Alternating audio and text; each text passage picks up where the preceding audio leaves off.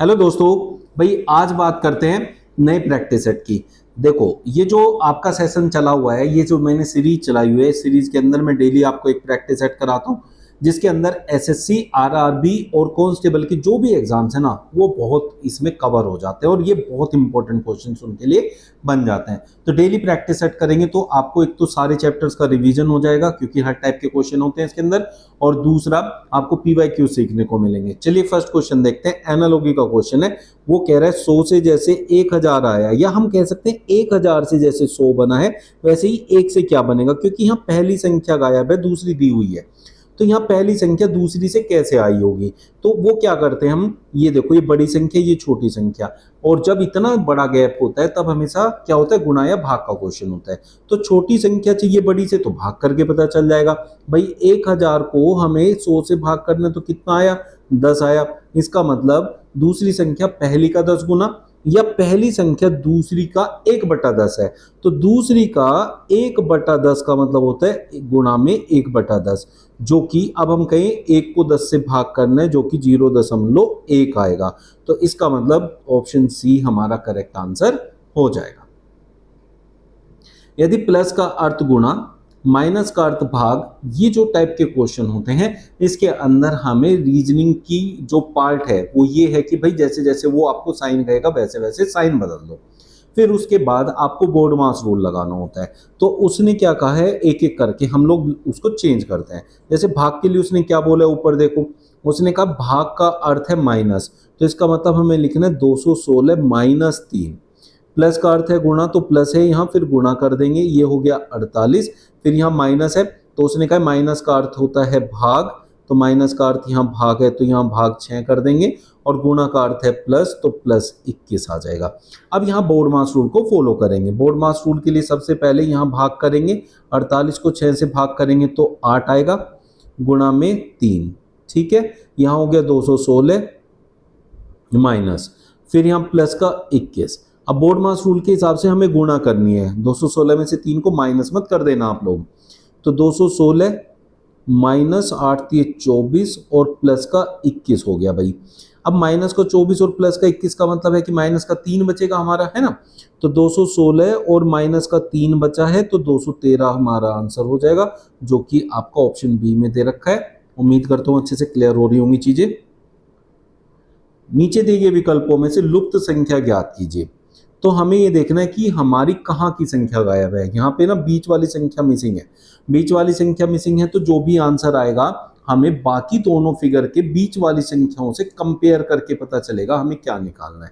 जैसे यहाँ बीच में 38 आया है, यहाँ बीच में 18 आया है। अब हमें देखना है कि 6 5 2 और 3 का प्रयोग करके 38 कैसे बनता है। इसमें मोस्टली आपको ये देखना है कि पहले तो ये देखो छोटी संख्या बनेगी कि बड़ी। अब 38 एक बड़ी संख्या है, ठीक है, बड़ी संख्या है, तो बाहर वाली संख्याओं की गुणा करके या फिर वर्गों का योग करके आपको आंसर मिलेगा अगर बड़ी संख्या चाहिए। लेकिन उसमें भी दो बातें होती हैं, वो कितना बड़ा है। अब ये देखने के लिए आपको देखना है कि 38, जैसे मैं 8 और 6 की गुणा करूं तो मुझे 48 मिलता है। अब इससे लेकिन मुझे छोटा चाहिए, ये थोड़ा बड़ा हो गया। बड़ा हो गया तो क्या करो, बाकी के नंबर्स लो, उनसे रिलेशन निकालो, क्या पता उन दोनों की गुणा जितना छोटा हो। जैसे यहाँ 2 पंजे 10, अब 48 और 10 का अगर मैं अंतर करने जाऊं तो मुझे 38 मिल जाएगा। तो लेकिन जरूरी नहीं है कि आप इस चीज को ऐसे ही पढ़ पाओ। कई बार ये ऐसे भी हो जाता है, जैसे 6 और 5 की मैं गुणा करने लगूं तो 30 आ गया, और 8 दूनी 16, इससे तो मेरा 38 नहीं आएगा। तो ये मैच करके देखना पड़ेगा थोड़ा, ठीक है। अब यही चीज यहां लगाऊं तो 12 चौक 48 और 13 तिये 39। अब हमें इसका और इसका अंतर चाहिए। यही तो किया हमने, यहाँ 48 आया था, यहाँ 10 आया था, इन दोनों का अंतर बीच में लिखा था। तो 48 और 39 का अंतर बीच में होना चाहिए, 39 और 9 48। तो ऑप्शन ए आपका करेक्ट आंसर हो जाएगा। कंफर्म चाहो तो इधर से कर सकते हो, 10 पंजे 50 और यहाँ 8 चौक 32, 50 में से 32 जाके 18 बचता है। तो ये कंफर्म भी हो गया कि भाई हमें यही पैटर्न यहाँ यूज करना था। ये है आपका मिरर इमेज। देखो यहां आपके पास इधर लगा है मिरर, मिरर लगा है, तो मिरर क्या करता है, अगर मिरर नीचे की तरफ लगा है तो ऊपर का नीचे हिस्सा हो जाता है और नीचे का ऊपर हो जाता है। लेकिन जब नीचे नहीं होता, जैसे यहाँ नहीं है, साइड में होता है अगर मिरर, जैसे यहाँ पे दिया हुआ है, तो लेफ्ट का राइट, राइट का लेफ्ट बन जाता है। दूसरी चीज क्या है कि जो क्वेश्चन है मतलब प्रश्न आकृति है जहां पे खत्म होती है मिरर के पास, वहां से आंसर स्टार्ट होगा। ये खत्म हुई यहां, मतलब ये आएगा पहले। तो सबसे पहले हम इसको बनाएंगे मिरर इमेज के साथ। अब इसकी मिरर इमेज तो यही सेम बनेगी, इसमें कोई चेंज तो आना नहीं है। और नीचे देखो, ऊपर ये बड़ी वो है और नीचे छोटी है, ठीक है। तो उस टाइप से हमें इसको बनाना पड़ेगा। तो इधर ये छोटी आ जाएगी नीचे, है ना। ऐसे देखो ये वाला पैटर्न किस ऑप्शन में स्टार्ट हुआ है। तो इधर तो नहीं हुआ है, इधर भी नहीं हुआ है, इधर से स्टार्ट हुआ है। ये देखो, ये देखो, इधर भी नहीं हुआ है। तो बाकी कुछ देखने की जरूरत नहीं है, सिर्फ इतना देखना है। तो याद क्या रखना है, जहां क्वेश्चन खत्म होता है इस हिस्से पे, वहां से आंसर स्टार्ट होता है उस हिस्से से। बस ये याद रखना है आप लोगों ने हमेशा क्या करने में, मिरर इमेज फाइंड करने में। निम्नलिखित शब्दों को शब्दकोश के क्रम में व्यवस्थित कीजिए। शब्दकोश का क्रम होता है कि जिस क्रम में वो अंग्रेजी वर्णमाला में आते हैं। जैसे अगर कोई एक शब्द लिखा है CAM और दूसरा लिखा है CCY, तो भाई ये C सेम है, लेकिन अगला लेटर देखो A पहले आता है C बाद में आता है, तो अंग्रेजी वर्णमाला में ये पहले आएगा और ये बाद में आएगा, ठीक है। इस टाइप से आपको पैटर्न फॉलो करना है, जैसे डिक्शनरी लिखी रहती है। तो यहाँ देखो एक एक लेटर से चेक करेंगे, ठीक है। अब जैसे यहाँ सब में C है तो C से हम आंसर फाइंड नहीं कर पाएंगे। फिर सब में O है, इससे भी नहीं पता चलेगा। उसके आगे L है, उससे भी हमें आंसर नहीं मिलेगा। उसके आगे इन सब में L है, ठीक है, और इसमें U है, U से स्टार्ट हुआ, तो U L के बाद आता है, तो ये सबसे बाद में आएगा, बाकी सब हम पहले चेक करेंगे। तो लास्ट में, सबसे लास्ट में 4 नंबर वाला आएगा। तो इसमें तो 2 दिया, इसमें 3 दिया, तो इन दोनों में हमारा आंसर नहीं हो सकता, इन दोनों से हमें आंसर मिल सकता है, ठीक है। अब बात करते हैं, इस वाले को हम हटा देते हैं, ये हमें फाइंड आउट हो गया। फिर उसके बाद देखें, L वाले सारे हटाने के बाद अब आगे यहाँ E है, यहाँ E है, यहाँ A है और यहाँ I है। अब इनसे कंपेयर करते हैं। A अंग्रेजी वर्णमाला में E और I से पहले आता है, इसका मतलब सबसे पहले नंबर पे 5 आएगा, ठीक है। फिर E और I में क्या होता है, E पहले आता है कि I, E कितने नंबर पे होता है, 5 पे, और I होता है 9 नंबर, तो ये बाद में आएगा तीसरे, मतलब इन दोनों में से दूसरा तीसरा नंबर आएगा, दूसरा तीसरा। चौथा फिक्स हो गया कि दूसरे वाला आएगा, और ये लास्ट वाला हमें पता है 4 आएगा, ठीक है। अगर 2 4 वाला एक ही ऑप्शन है, जो कि यहाँ देखो दे रखा है, तो बीच वाले फाइंड करने की जरूरत नहीं है, तो इसलिए ऑप्शन ए हमारा करेक्ट आंसर हो जाएगा। थोड़ा टाइम बच जाता है ऐसे करने से। उस विकल्प का चयन कीजिए जो दिए गए प्रश्न में सादृश्यता को पूर्ण करेगा। तो अब इसमें देखना है हमें, जैसे टी से, अब हमारे पास ट्रेड से UQBCF बना है, तो इसमें हमेशा मैक्सिमम टाइम क्या होता है कि पहले का रिलेशन पहले से दिया होता है, लेकिन ये हर बार जरूरी नहीं होता है, लेकिन ज्यादातर केसेस में ये जरूरी मतलब होता ही है। तो T 20 नंबर पे आता है और U जो है हमारा 21 नंबर पे आता है, ठीक है, तो एक का डिफरेंस है। R 18 पे होता है, Q हमारा कितने पे होता है, 17 पे।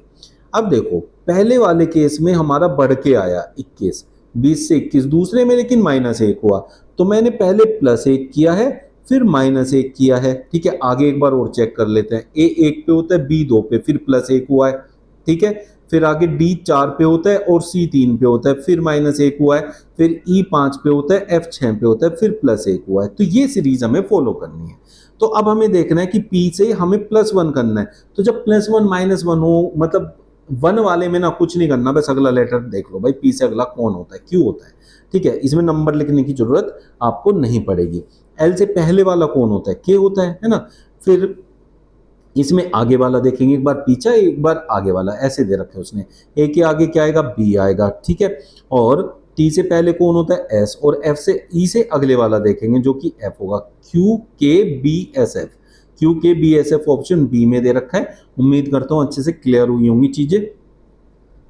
7 लड़कियां ABCDEF और G एक ही कतार में बैठी हैं सिटिंग अरेंजमेंट के। जब भी आपके सामने क्वेश्चन होंगे बच्चों, क्या करना है, पहले आप उतनी प्लेसेस बनानी है जितनी प्लेसेस उसने दी है। तो उसने कहा 7 लड़कियां हैं, तो 7 लड़कियों को अरेंज करने 7 जगह बनाओ, 1 2 3 4 5 6 7।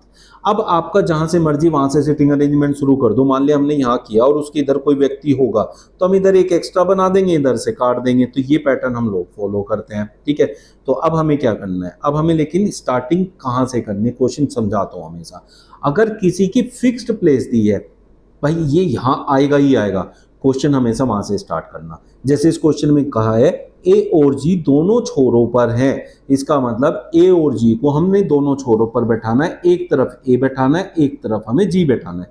तो आप अपनी मर्जी से जिधर मर्जी उधर बैठा लो। मैं इधर से इधर बैठा लेता हूँ ए को, उधर बैठा लेता हूँ जी को। अब हो सकता है जी इधर हो और ए उधर हो, ये कंफर्म नहीं होता, बट अब हम अरेंजमेंट करेंगे उसके अकॉर्डिंग, चेक करके अपने आप चेंज हो जाता है बीच क्वेश्चन के, ठीक है। तो ज्यादा टेंशन नहीं लेनी है, ऐसे स्टार्ट कर देना है।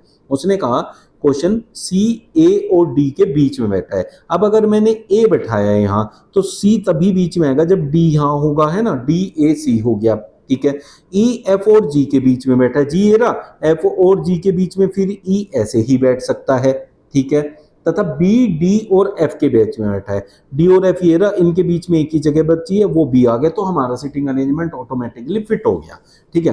तो अब वो जो भी पूछे, उसने कहा तो डी डैश के बीच में बैठी हुई है। डी किसके बीच में बैठा हुआ है भाई, सी और बी के बीच में बैठा है। तो ऑप्शन बी आपका करेक्ट आंसर हो जाने वाला है। 8 से जैसे 28 बना है, फिर 116 बना है, फिर 584 बना है, ऐसे ही इस पैटर्न को फॉलो करते हुए क्वेश्चन मार्क की प्लेस पर क्या आएगा, ये हमसे पूछा गया है।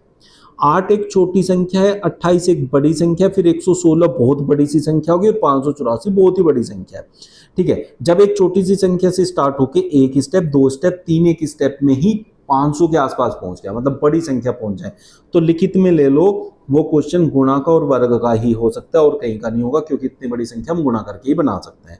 अब 8 को पहले रिलेट करो 28 से, तो 8 का 3 गुना होता है 24, ठीक है। पूरा पूरा 28 नहीं आता है, और 24 से कितना ज्यादा है 4, तो 3 गुना करके 4 ऐड हुआ है। अगर गुना की तरफ जाओ, वर्गों की तरफ हम अभी बात नहीं कर रहे हैं, ठीक है। वैसे तो देखा जाए ये 2 का घन होता है, ठीक है, लेकिन ये 2 3 के घन के पास होता है, 3 3 होती है 27, ठीक है। लेकिन 116 तो ऐसी किसी संख्या के पास नहीं होता है, तो घनों वर्गों पे हम नहीं जा सकते। तब आगे चलते हैं, 28 का कितना गुना, अब हमने गुना वाला लगाया तो गुना की तरफ ही जाना पड़ेगा। लेकिन 28 यहाँ 3 गुना किया था, तो 28 का 3 गुना तो छोटा होता है, लेकिन 4 गुना की बात करूं तो 28 चौके 112 होता है, ठीक है। 28 चौके 112, इसमें भी 4 ऐड हुआ, तो इसका मतलब क्या है, 3 गुना करना है, 4 ऐड कर दिया, यहाँ 4 गुना करके 4 ऐड कर दिया। तो जो ऐड हो रहा है वो सेम है, और जो मल्टीप्लाई हो रहा है वो बढ़ रहा है हर एक स्टेप पे। यहाँ 4 आ गया, यहाँ 3 था। क्या ये चीज आगे भी फॉलो हो रही है, तो उसको देख लेंगे। अब यहाँ इस हिसाब से यहाँ 3 गुना किया था, यहाँ 4 गुना, तो यहाँ 5 गुना होना चाहिए। और 5 गुने का मतलब होता है किसी भी संख्या के साथ अगर 5 की गुणा करनी तो उसका आधा कर दो, 2 पंजे 10, 2 अट्ठे 16 और एक जीरो लगा दो, ठीक है भाई। 580 इसका 5 गुना होगा, और हमें 4 सब में ऐड करना पड़ रहा है, 4 हमने ऐड किया तो भैया 584 आ गया। तो इसका मतलब ये पैटर्न चल रहा है, हमने यहाँ 3 गुना किया, फिर 4 गुना, फिर 5 गुना, इस बार हमें करना है 6 गुना। अब 6 गुना हमें किस में करना है, 584 में ऐड, लेकिन 4 ही करना है, हर बार वही हो रहा है, तो ऐड करने वाले का पैटर्न चेंज नहीं हो रहा है। तो 584 को हम 6 गुना करेंगे, 6 चौक 24, 8 चंग 48 तो 50, 5 चंग 30 और 5 3504, और 4 हमें ऐड करना पड़ेगा, तो 3508 बन जाएगा हमारा आंसर, जो कि ऑप्शन डी में दिया हुआ है। ZA5 Y4B XC6 W3D। अब आप यहां देखो, इस वाले में नंबर जो है वो एंड में है, सेकंड वाले में नंबर बीच में है, थर्ड वाले में नंबर बाद में है, और फोर्थ वाले में नंबर बीच में है। तो इनमें एक के बाद एक स्टेप चेंज हो रहा है, तो जो भी आपकी चीजें चेंज हो रही है उसका पैटर्न आपको समझना होगा। जैसे इसमें लास्ट में नंबर है तो इसमें भी लास्ट में नंबर है, इसमें बीच में नंबर है तो इसमें भी बीच में नंबर है। तो ये अगर मैं पैटर्न को मैच किया तो मुझे समझ में आया कि यहाँ 2 सीरीज चल रही है, और हमारा आंसर कौन सी सीरीज के उसमें आता है, लाइन में आता है भाई, पहला, तीसरा, फिर 5वां इसी को फॉलो करेगा, और 5वें नंबर पे ही क्वेश्चन मार्क दे रखा है। तो आपको देखना है कि ZA5 से XC6 कैसे बना है, वैसे ही आपका आंसर आ जाएगा। अब Z कितने नंबर पे होता है, 26 पे, और X कितने पे होता है, 24 पे, ठीक है। अब आप यहाँ क्या पैटर्न समझे कि भाई यहाँ 2 माइनस किया हुआ है, तो यहाँ -2, ए 1 पे होता है, सी 3 पे होता है, तो यहाँ क्या हुआ है +2 हुआ है। ठीक है, नंबर में क्या हुआ है 5 से 6 +1 किया हुआ है। तो उसी टाइप से अब मुझे क्या करना है, देखो 26 से मैं 24 पे पहुंचा 2 माइनस करके, तो आगे भी 2 माइनस कर दूं तो यहाँ 22 आएगा, और 22 पे कौन होता है v होता है। यहाँ मैंने 1 में 2 जोड़ा 3, 3 में 2 जोड़ दूंगा 5, और 5 पे जो है आपका e होता है VE, और यहाँ 5 + 1 6 + 1 7, तो VE7 मेरा आंसर होना चाहिए, जो कि ऑप्शन डी में दिया हुआ है। तो सबसे पहले तो हम लोगों ने ये देखा था कि भाई यहाँ सीरीज कैसे मैटर कर रही है, तो सीरीज के हिसाब से फिर हमें आगे जाना था। निम्न में से कौन सी उत्तर आकृति प्रश्न आकृति के प्रतिरूप को पूरा करेगी। नॉन वर्बल रीजनिंग का क्वेश्चन है, जरूर आता है हर एक एग्जाम में आजकल आने लगे हैं। तो पैटर्न समझ के और जो चीज पे हमें यहाँ से मिसिंग है उसको फाइंड आउट करना है। जैसे यहाँ ये देखो, ये गोला है, सामने भी गोला है, ठीक है, जितनी लाइनें इधर है इस कोने में उतनी लाइनें इधर है, तो आमने सामने वाले सेम है, तो जो फिगर यहाँ बनी है वही फिगर यहाँ बनेगी, तो इसका मतलब ये यहाँ जाएगा, और ये वाला जो स्क्वायर टाइप बना हुआ है ये यहाँ इस लाइन पे आएगा, जैसे यहाँ आया हुआ है। और ऐसा सिर्फ इस ऑप्शन में दिया हुआ है, देखो ये बना हुआ है वो उस लाइन के ऊपर। ठीक है बच्चों, और यहाँ एक छोटी लाइन होनी चाहिए इसे पूरा करने के लिए, वो यहाँ कोने पे दे रखी है, तो ऑप्शन डी इसको पूरा करेगी। उम्मीद करता हूँ समझ में आया होगा। एक निश्चित कोड भाषा में लीडर को हम लोग OBADHO लिख सकते हैं। अब हमारे पास यहाँ क्या होता है कि हमने एक लिखा लीडर LEADER, और उससे हमें एक जो कोड मिला है वो है OBADHO। ठीक है, अब क्या करो, इनकी नंबरिंग कर लो। नंबरिंग से आप लोगों के लिए इतना इजी हो जाएगा इसको समझना कि आप लोगों को लगेगा कि भाई बहुत बढ़िया सा क्वेश्चन है। ई जैसे 5 पे आता है, एल हमारा 12 होता है, ए 1 होता है, डी हमारा 4 होता है, ई 5 होता है, आर 18 पे होता है। नीचे वाले के भी नंबर लिखो, तभी आप लोगों को समझ में आएगा कि पैटर्न क्या यूज हो रहा है। यहाँ 2, यहाँ 1, यहाँ 4, अब ये एच था, एच हमारा 8 पे होता है और ओ 15 पे होता है। अब अगर हम लोग चीज़ों को देखें कि भाई अगर मैं क्रॉस करने जाऊं, जैसे ये 12 है, अब एल का ओ से रिलेशन मुझे ज़्यादा सही लग रहा है, इस वाले का एल का ओ से, ई का एच से, देखो क्या है यहाँ 12 + 3 15, 5 + 3 8, फिर 1 का 1 से रिलेशन रखेंगे हम लोग, ये रहा, और डी का 4, अब यहाँ डी 4 आ रहा है। ठीक है, अब हम लोग क्या देखें, अब हमारे पास ई से, अब इधर से आऊं 18 से ओ पे जाऊं तो क्या हो रहा है 3 माइनस हो रहा है। 12 से 15 पे गया था तो क्या हुआ था +3, तो पहले 3 में +3 हो रहा है, लास्ट वाले में 3 माइनस हो रहा है, क्योंकि यहाँ 18 है तो यहाँ 15 है, फिर यहाँ 5 है, 5 - 3 2 होता है, और 4 - 3 1 होता है, तो डी ए से रिलेट कर रहा है, और ए किससे रिलेट कर रहा है डी से। ठीक है, क्रॉस करके अगर हम देखें यहाँ ये सेम था, लेकिन इसे 3 के साथ पेयर बना रहे हैं, तो ये इसके साथ जाएगा, ये इसके साथ। अब ए 1 पे है और यहाँ डी 4 पे है, तो 1 से 4 जाने पे +3 हुआ, ऐसे क्रॉस करके +3 हुआ, और ऐसे क्रॉस करके -3 हुआ। ठीक है, तो अब हमें क्रॉस करने पहले 3 को लास्ट के 3 से +3 करके, और लास्ट के 3 को पहले 3 से -3 करके। ठीक है, अब ये बात आपको समझ आ गई होगी, तो उसी हिसाब से अब इस टेबल का हम लोग देखते हैं क्या बनेगा। ठीक है, अब हमारे पास इस टेबल है STABLE। पहले हम इनके नंबर लिखेंगे। S होता है 19 पे, T होता है 20 पे, A होता है 1 पे, B 2 पे, L 12 पे, E 5 पे, ये होते हैं हमारे नंबर। अब हमें पहले वाले को क्रॉस करना है और यहाँ लेके जाना है E के नीचे 3 ऐड करके, तो 19 और 3 22 होता है, और 22 पे V होता है, तो यहाँ V होना चाहिए। T को यहाँ लेके जाएंगे इसके दूसरे नंबर वाले पे, 20 और 3 23, 23 पे होता है W, तो यहाँ आएगा W। फिर A को लेके जाएंगे इसके नीचे 3 ऐड करके, 1 और 3 होता है 4, और 4 पे होता है D, तो ये हो गया। इसके बाद अब मुझे ना क्रॉस ऐसे करना है, वो भी 3 माइनस करके, E 5 पे है, 3 माइनस करूँ तो 2, और 2 पे B होता है, तो यहाँ B आना चाहिए। ऐसे ही 12 में से 3 जाएगा 9, 9 यहाँ आएगा, 9 पे I होता है। B में से मुझे कितना माइनस करना है 3 माइनस करना है। अब 1 माइनस करूं तो 1 पे आ जाऊं, 2 माइनस करूंगा ना तो मैं Z पे पहुंच जाऊंगा, फिर एक और माइनस करूंगा तो मैं Y पे पहुंच जाऊंगा, तो BIYDWV, BIY DWV दिया है ऑप्शन सी में। उम्मीद करता हूं अच्छे से क्लियर हुआ होगा। दिन का कैलेंडर के साथ वैसे ही संबंध है जैसा कि समय का डैश से है। ये आप लोगों का होमवर्क है, करके आप लोगों को कमेंट करना है आपका आंसर क्या आया है। नीचे दी गई कौन सी उत्तर आकृति में प्रश्न आकृति सन्निहित है, मतलब हमें ये देखना है कौन सा ऐसा ऑप्शन है जिसके अंदर ये वाला जो आपका क्वेश्चन है वो छिपा हुआ है। तो अगर आप देखें तो मुझे एक ऐसी लाइन चाहिए, देखो ध्यान से, ऐसी ऐसे चाहिए मुझे, मतलब एक तरीके से स्क्वायर चाहिए, बस थोड़ा सा गैप होना चाहिए।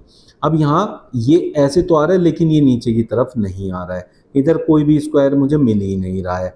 अब यहाँ जाऊँ तो मुझे यहाँ से ऐसे और ऐसे, देखो मिल गया, थोड़ा सा गैप भी आ गया। फिर इसके नीचे जाऊँ तो ऐसे और यहाँ से ऐसे, देखो ये वाला ऐसे। तो मतलब ऑप्शन सी में छिपी हुई है ये प्रश्न आकृति। घर, सोने का कमरा, स्नान घर है। भाई अगर हम देखें घर, ये है आपके वैन आरेख। वैन आरेख के अंदर आप लोगों को क्या करना है, हर किसी जो भी वो बात बोलेगा उसको एक वैन आरेख से रिप्रेजेंट करना है। तो घर को मैं अगर एक आरेख से रिप्रेजेंट करूं, सोने के कमरे को एक आरेख से रिप्रेजेंट करूं और स्नान घर को एक आरेख से रिप्रेजेंट करूं, तो अब ये तीनों हो गए, इनमें मुझे एक एक रिलेशन बनाना है। जैसे घर का सोने के कमरे से क्या संबंध होता है, भाई अगर घर होगा तो उसमें एक सोने का कमरा भी होगा, सोने के लिए जो यूज होगा। फिर स्नान गृह होता है मतलब बाथरूम, तो एक बाथरूम भी होगा, लेकिन उसका सोने के कमरे से कोई लेना देना नहीं होगा, वो अलग होगा। तो इसलिए ऑप्शन सी आपका करेक्ट आंसर हो जाएगा। इस टाइप से आप लोग क्या करते हैं, वैन आरेख कंप्लीट करते हैं। उम्मीद करता हूँ आज का जो सेशन है भाई इंफॉर्मेटिव रहा होगा और आप लोगों को बहुत सारे क्वेश्चन ऐसे मिले होंगे जो कि आप लोगों ने नया कुछ सीखा होगा। ऐसे बढ़िया प्यारा सा प्रैक्टिस सेट कल फिर लेकर आऊँगा। मेरे साथ डेली जुड़ने के लिए चैनल को सब्सक्राइब कर लेना, और हाँ भाई अगर बढ़िया लगा ना तो यार लाइक करके जाना। चलिए मिलता कल फिर, थैंक यू।